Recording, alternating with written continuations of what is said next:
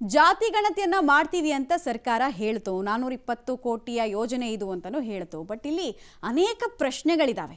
ಈ ಸಮೀಕ್ಷೆ ಜಾತಿಗಳ ನಡುವೆ ದೊಡ್ಡದೊಂದು ಕಂದಕವನ್ನ ಸೃಷ್ಟಿ ಮಾಡುತ್ತಾ ಅಂತ ಜನ ಪ್ರಶ್ನೆ ಕೇಳ್ತಿದ್ದಾರೆ. ಯಾಕೆ ಅನ್ನೋದನ್ನ ಕೂಡ ನಾವು ಹೇಳ್ತಾ ಹೋಗ್ತೀವಿ. ಅದರ ಬೆನ್ನಲ್ಲೇ ಈ ಮತಾಂತರ ವಿಚಾರಕ್ಕೆ ಸಂಬಂಧಪಟ್ಟಂತೆ ಕೂಡ ಪ್ರಶ್ನೆಗಳಿದಾವೆ.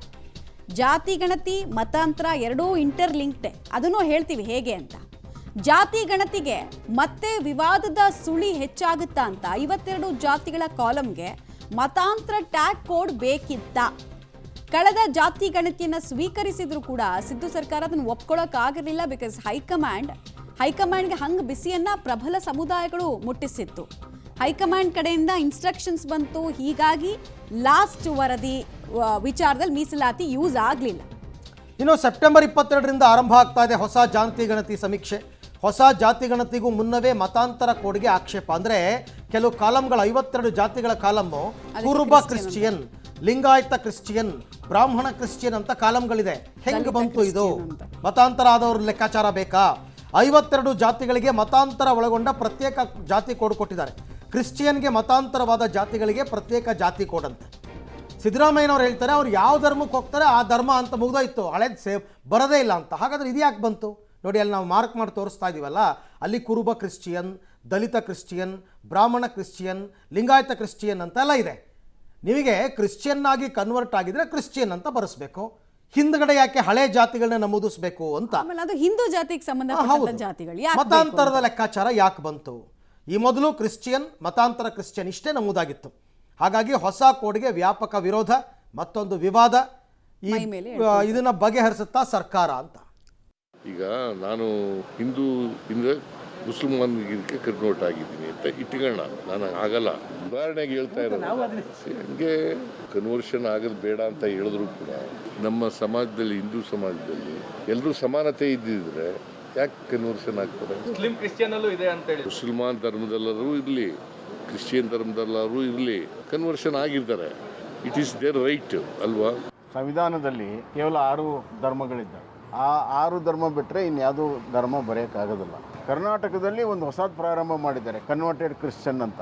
ಅದೊಂದು ಧರ್ಮದ ರೀತಿಯಲ್ಲಿ ಒಂದು ಕಾಲಮ್ ಕ್ರಿಯೇಟ್ ಮಾಡಿದ್ದಾರೆ. ಇದು ಸಂವಿಧಾನ ಬಾಹಿರ, ಕಾನೂನು ಬಾಹಿರ, ರಾಜಕೀಯ ಪ್ರೇರಿತವಾಗಿದೆ. ಕನ್ವರ್ಷನ್ ಈ ಕಡೆಯಿಂದ ಆಗಿರ್ತದೆ, ಆ ಕಡೆಯೂ ಆಗಿರ್ತದೆ. ಆದರೆ ಕೇವಲ ಕ್ರಿಶ್ಚಿಯನ್ ಕನ್ವರ್ಷನ್ಗೆ ಯಾಕೆ ಇವರು ಒತ್ತು ಕೊಡ್ತಾ ಇದ್ದಾರೆ? ಕನ್ವರ್ಷನ್ ಆದವರು ಸಾಕಷ್ಟು ಜನ ವಾಪಸ್ ಬಂದಿದ್ದಾರೆ. ಕನ್ವರ್ಷನ್ ಮೇಲೇ ಇವತ್ತು ಹಲವಾರು ಪ್ರಶ್ನೆಗಳಿದೆ. ಕನ್ವರ್ಷನ್ ವಿರುದ್ಧ ಕಾನೂನನ್ನು ನಮ್ಮ ಸರ್ಕಾರ ಮಾಡಿತ್ತು. ಯಾರು ಹೇಳಿದ್ರು ಇವ್ರಿಗೆ ಕನ್ವರ್ಷನ್ ಮಾಡಬೇಕು ಅಂತ? ಯಾವ ಕಾನೂನಲ್ಲಿದೆ? ಯಾವ ಸಂವಿಧಾನದಲ್ಲಿದೆ? ಯಾರು ಇದನ್ನು ಕೊಟ್ಟರು? ಯಾವ ಕಾನೂನಲ್ಲಿ ಅವಕಾಶ ಇದೆ ಹೇಳಿ? ಕುರುಬ ಕ್ರಿಶ್ಚಿಯನ್, ಗೌಡ ಕ್ರಿಶ್ಚಿಯನ್, ಬ್ರಾಹ್ಮಣ ಕ್ರಿಶ್ಚಿಯನ್ ಅಂತ ಹಾಕ್ಕೊಳ್ಳಿಕ್ಕೆ ಯಾವ ಕಾನೂನಲ್ಲಿ ಅವಕಾಶ ಇದೆ? ಯಾವುದಕ್ಕೆ ಅವಕಾಶ ಇಲ್ಲ ಅದನ್ನು ಅವಕಾಶ ಮಾಡಿಕೊಡ್ತೀನಿ ಅಂತ ಆಯೋಗ ಹೇಳ್ತಿರಲ್ಲ. ಯಾವ ಮಹಾನ್ ಬರೋ ಆಯೋಗ ಅಂತ ನನಗೂ ಗೊತ್ತಿಲ್ಲ. ಭಾರತ ಸರ್ಕಾರ ಕ್ಯಾಸ್ಟ್ ಸೆನ್ಸಸ್ಸನ್ನು ಮಾಡಲಿಕ್ಕೆ ಕೊಟ್ಟಿದ್ದಾರೆ ಜನಗಣತಿಯ ಜೊತೆಯಲ್ಲಿ.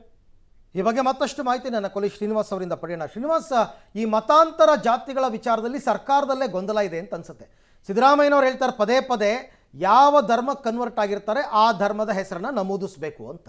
ಆ ಕಲಂನಲ್ಲಿ ಮಾತ್ರ ಲಿಂಗಾಯತ ಕ್ರಿಶ್ಚಿಯನ್, ಬ್ರಾಹ್ಮಣ ಕ್ರಿಶ್ಚಿಯನ್, ಗೌಡ ಕ್ರಿಶ್ಚಿಯನ್ ಅಂತ ಸಪರೇಟಾಗಿ ಕಲಂ ಮಾಡ್ಕೊಂಡಿದ್ದಾರಲ್ಲ, ಯಾಕೆ? ಅಥವಾ ಮತಾಂತರ ಕಾಯ್ದೆಯನ್ನು ವಾಪಸ್ ಪಡೆಯುವ ಹುನ್ನಾರನ ಇದು? ಅದರ ಮೊದಲ ಹೆಜ್ಜೆನ ಇದು ಅಂತ?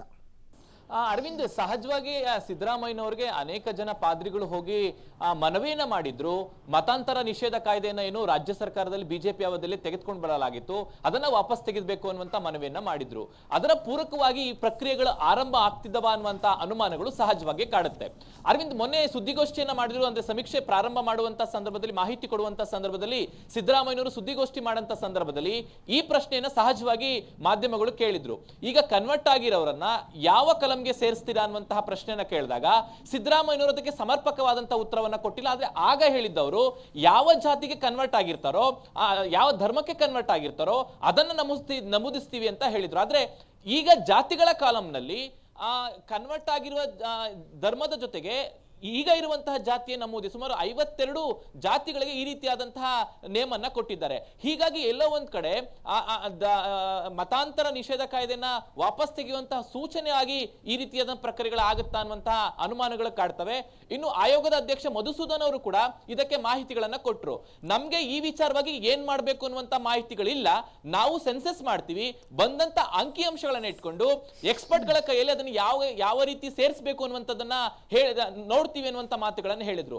ಇದೆಲ್ಲವನ್ನ ಹೇಳಿದ್ರೆ ಬಹುಶಃ ರಾಜ್ಯ ಸರ್ಕಾರ ಗೊಂದಲಕ್ಕೆ ಈಡಾಗಿದಂತೆ ಕಾಣಿದೆ. ಹೀಗಾಗಿ ಸಮೀಕ್ಷೆ ಆದ ಬಳಿಕ ಈ ಅಂಕಿಅಂಶಗಳನ್ನು ತೆಗೆದುಕೊಂಡು ಯಾವುದಕ್ಕೆ ಸೇರಿಸಬೇಕು ಯಾವುದಕ್ಕೆ ಬಿಡಬೇಕು ಅನ್ನುವಂಥ ತೀರ್ಮಾನ ಮಾಡ್ತಾರೆ ಅಂತ ಅನ್ಸುತ್ತೆ. ಆದ್ರೆ ಈಗಿನ ವಿಚಾರಗಳು ಸಿಎಂ ಅವರ ಮಾತುಗಳನ್ನ ನೀಡಿದ್ರೆ ಬಹುಶಃ ಕಾಯ್ದೆನ ವಾಪಸ್ ತೆಗೆದುಕೊಳ್ಳುವಂತಹ ಪ್ರಕ್ರಿಯೆಗೆ ಇದು ಪೂರಕವಾದಂತಹ ಪ್ರಕ್ರಿಯೆ ಅಂತ ಅನಿಸ್ತಿದೆ. ಅರವಿಂದ್, ಹಾಗೆ ಸಂಪರ್ಕದಲ್ಲಿರಿ ಶ್ರೀನಿವಾಸ್, ನಿಮ್ಮ ಜೊತೆ ಮತ್ತೆ ಮಾತನಾಡ್ತೀನಿ. ಈ ಮತಾಂತರ ಕಾಯ್ದೆ ವಾಪಸ್ ತಗೊಳ್ಳೋ ವಿಚಾರವಾಗಿ ಹೋದ ವರ್ಷನೇ ಕ್ಯಾಬಿನೆಟ್ನಲ್ಲಿ ತೀರ್ಮಾನ ಆಗಿದೆ, ಹೋದ ವರ್ಷನೇ ಆಗಿದೆ. ಬಟ್ ಅದನ್ನು ಜಾರಿಗೆ ತಂದಿಲ್ಲ. ಅದರ ಮೊದಲ ಹೆಜ್ಜೆಯಾಗಿ ಈ ಥರ ಸಣ್ಣ ಸಣ್ಣ ವಿಚಾರಗಳನ್ನ ಬಿಟ್ಟು ಜನಾಭಿಪ್ರಾಯವನ್ನು ಸಂಗ್ರಹಿಸುವ ಲೆಕ್ಕಾಚಾರ ಸರ್ಕಾರದಷ್ಟೇ.